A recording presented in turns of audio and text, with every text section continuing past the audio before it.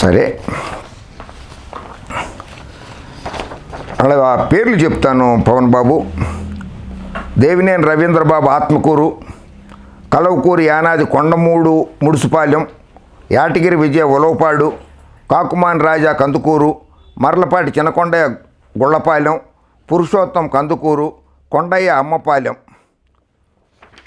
వీళ్ళందరూ చనిపోయినారు.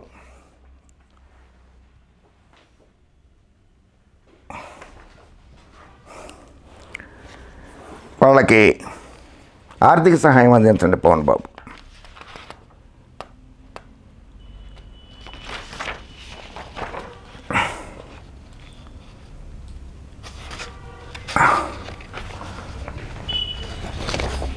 పవన్ బాబు,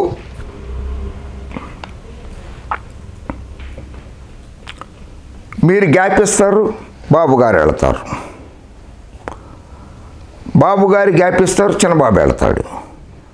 చిన్నబాబు వస్తాడు, మీరు వెళతారు. మీరు వచ్చేస్తారు, బాబు వెళతారు. ఏంటి కర్మ? ఆంధ్రప్రదేశ్ ప్రజలకి, తెలుగు ప్రజలకి కర్మ ఏంటి పవన్ బాబు? మీరే కర్మ రాష్ట్ర ప్రజలకి, తెలుగు ప్రజలకి. సరే, ఆ మధ్య ఏదో వారాహియా ఏదో ఒక వాహనం కొన్నట్టు మీరు ప్రచారం చేయడానికి. మంచిదే.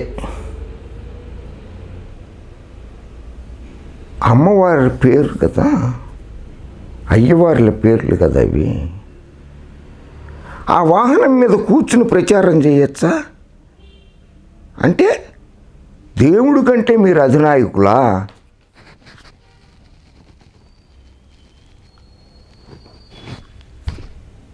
కాదు, నిమిత్త మాత్రులు, మానవులు. సరే, బాగా బాగుంది మీ వారాహి వాహనం, చాలా బాగుంది. పెద్ద పెద్ద టైర్లు వేసేసారు. ఆ టైర్ల కింద ఎవరో పడకుండా చూసుకోండి. మీకు కూడా మంచి అభిమానులు ఉన్నారు. మీ సభలకు కూడా బోల్డ్ మంది వస్తుంటారు. పాపం వాళ్ళు ఎవరైనా దెబ్బలు తగిలితేనో, వాళ్ళకి ఎవరైనా చనిపోతే వాళ్ళకి డబ్బులు ఇవ్వాల్సి వస్తుంది. వాళ్ళని కొంచెం జాగ్రత్తగా చూసుకుని మీ వాహనాన్ని జాగ్రత్తగా నడపండి. పెద్ద పెద్ద టైర్లు ఉన్నాయి వాటికి.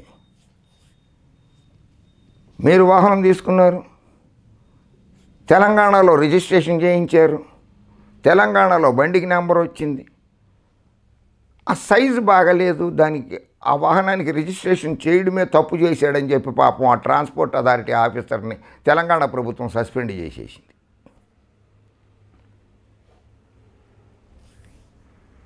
పాపం అతనికి కూడా ఏదన్నా ఆర్థిక సహాయం చేయండి. అతను సస్పెండ్ అయ్యాడు మీ గురించి. తెలంగాణలో ఓ అధికారి సస్పెండ్ అయిపోయాడు. సరే, మీ గురించి ఎక్కువ మాట్లాడడం నాకు ఇష్టం లేదు అసలు. మీరు గొప్ప రాజకీయ నాయకులు,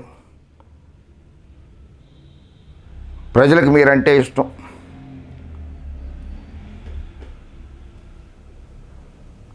ప్రజలు మిమ్మల్ని అధికారంలోకి తీసుకొస్తారో తీసుకురారో 2024లో తేలిపోతుంది.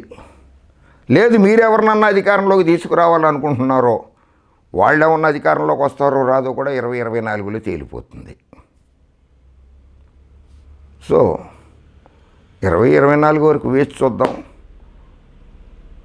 కాకపోతే పవన్ బాబు, దండం పెడుతున్నా, రిక్వెస్ట్ చేస్తున్నా, బాబు గారిని కూడా ప్రశ్నించండి. బాబు గారిని భుజాలు ఎక్కించుకోవద్దు మీరు.